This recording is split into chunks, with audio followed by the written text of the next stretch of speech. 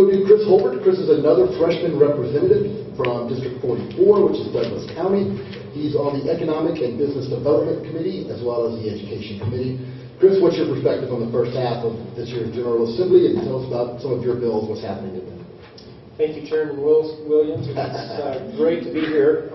It's a privilege to sit next to two of the gentlemen who I believe are the most intelligent and articulate members of our General Assembly. I've said that for a long time about Senator Shawn Mitchell, and I really have come to respect Representative Beezley.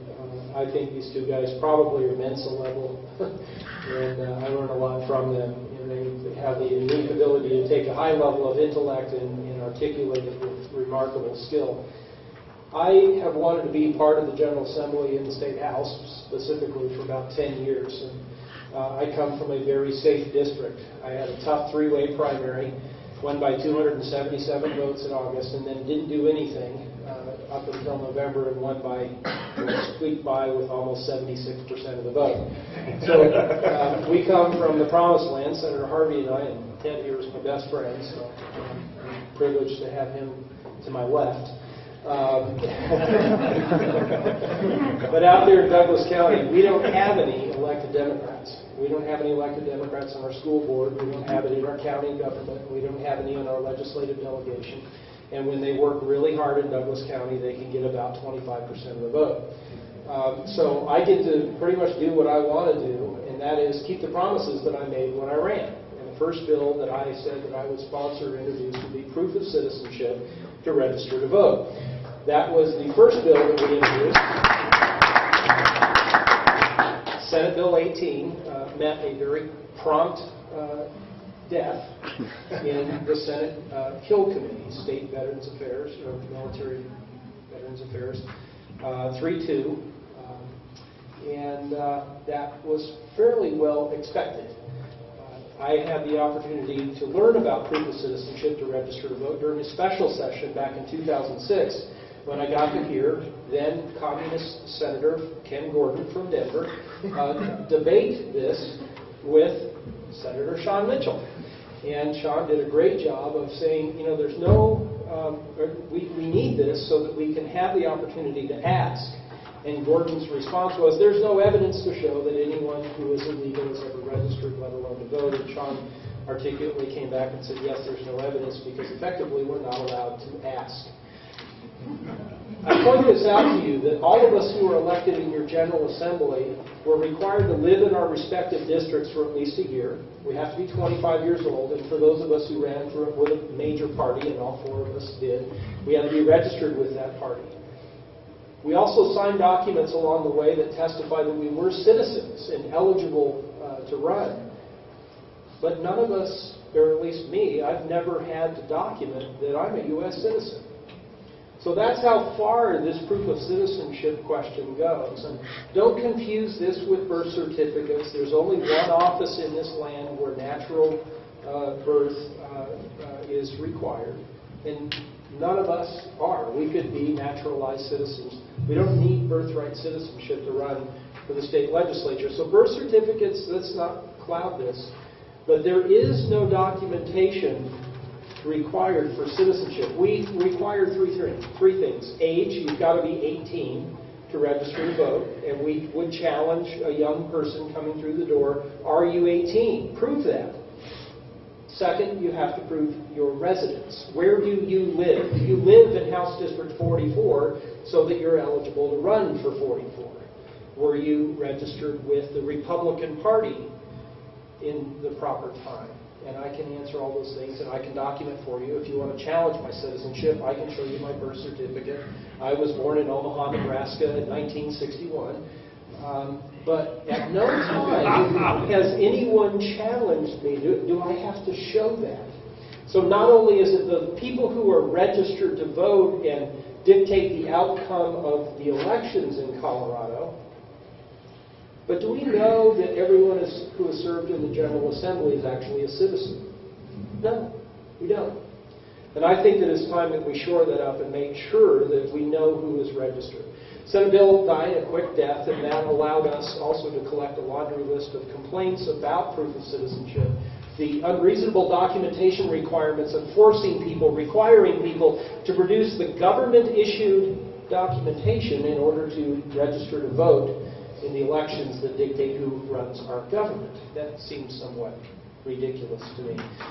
We've heard that birth certificates would cost $5 or $10, and what an incredible burden that would be.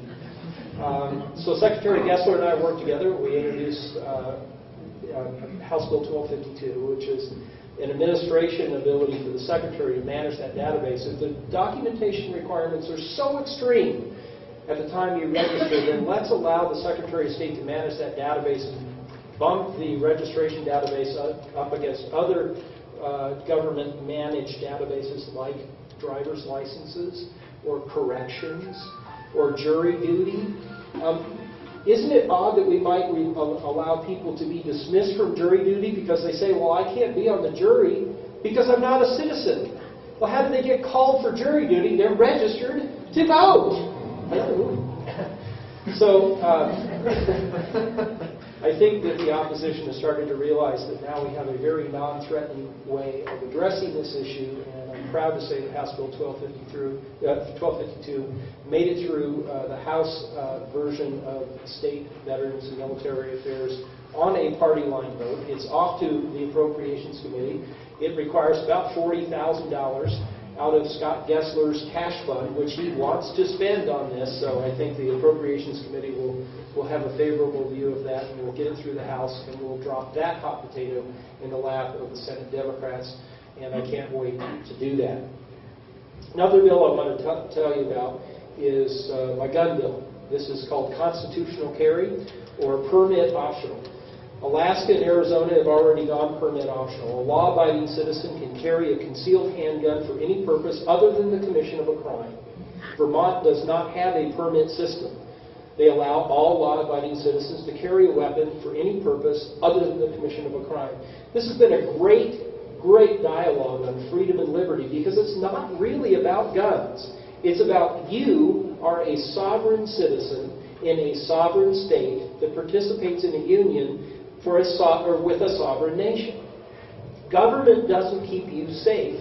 You do. Criminals don't get permits. Right? So we distilled this down to nothing more than a coat tax. And it's a great dialogue about gun laws in Colorado. I can't tell you what your rights are because I don't know your background and I'm not an attorney. But I can carry concealed in my home and on my private property without a permit. That's legal in Colorado. I can go to my place of business. If I have a private place of business, I can carry at my private place of business concealed without a permit, and that's legal for me. I can go to your house or your private place of business, and with your permission, I can carry concealed without a permit. I can get in my car with a concealed weapon and drive anywhere in this state without a permit, and that is legal. I can get out of my car in most places in this state and carry open without a permit. But if I'm walking around in public and put my coat on, even if I'm out in the woods hunting and it's cold outside, I have to pay my sheriff $152.50 coat tax. And I think that's ridiculous. Now, will this become law? No, I doubt that it would. I think the governor won't sign it, and I think the Senate probably won't pass it. But I love this dialogue, especially with David being the host here. I have a pretty wide libertarian stripe on my back, and it's a great dialogue again to remember that you all come first in the Constitution, not the federal government and not our state government. And I'm grateful for the opportunity to speak to you today. Thank you, Chris. For those that don't know, the reference to me is I am the state chair of the Libertarian Party, so I've got no battles in the Republican Party at all. I'm completely neutral.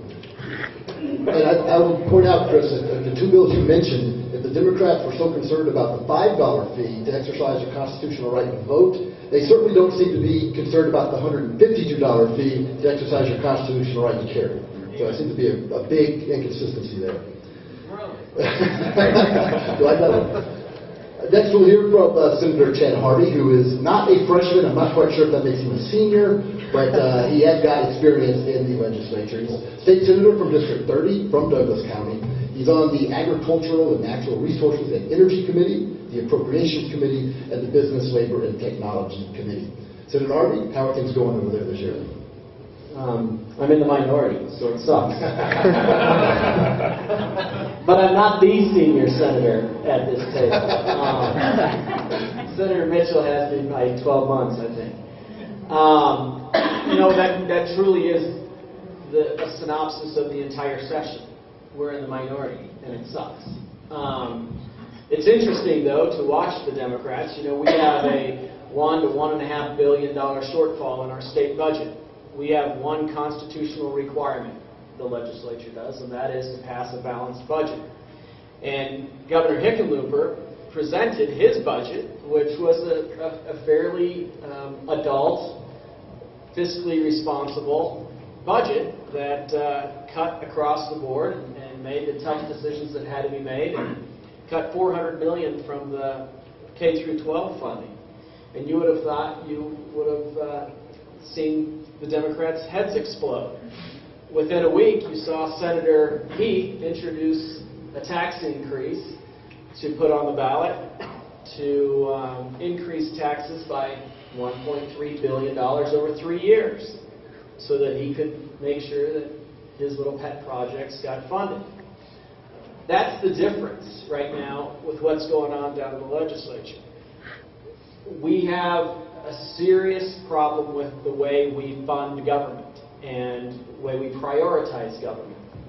And we have a Democrat Party that is in control of the Senate that is not taking this issue seriously. What I would give to have a majority Senate and a Republican governor, what I would give to have riots on the steps of the Colorado State Capitol rather than watching it on TV on what's going on in Wisconsin. But we are going to have we all are going to have to put pressure on the Democrats to grow up and be adults when it comes to the budget. But you also look at the unemployment figures that came out this week. We have a 9.1% unemployment rate, the highest unemployment rate in the history of the state. What happened to that great eco-friendly green jobs environment that Ritter brought us, that would bring Colorado out of the depths of despair? But when you subsidized failed economic policies like green jobs, you are going to get more unemployment. And that is one of the things that we are seeing. We have to pass policies that promote jobs. And I'm one of the first to say government does not create jobs. The private sector creates jobs. But governments can certainly kill jobs. And when they're picking winners over losers and they are regulating them out of business, they do destroy jobs. And the Senate Republicans have introduced 10 bills trying to deal with making regulations better on businesses. They've introduced bills dealing with doing away with the tax exemptions that the Democrats put in place last year, the dirty dozen. Phasing out the business personal property tax. 10 or 12 bills to try to help business, try to get government out of the way and get businesses up and running. You want to know how many the Democrats have introduced? 0. Not one. Not one. We have our state is in a crisis. Our country is in a crisis, and all the Democrats want to do is raise taxes and continue to spend like drunken sailors. Forgive me, you sailors out there.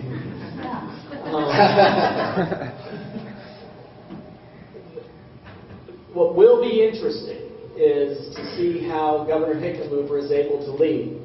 To this point, he's thrown out there a budget plan, which I believe is very Chris Christie-esque, because it allows him to look like a reasonable person. But what's going to happen when the legislature has to bring forward a balanced budget and the Democrats in the Senate are not going to go there? That will be how we judge this governor. is whether he's able to put the pressure on his own party to do the right thing.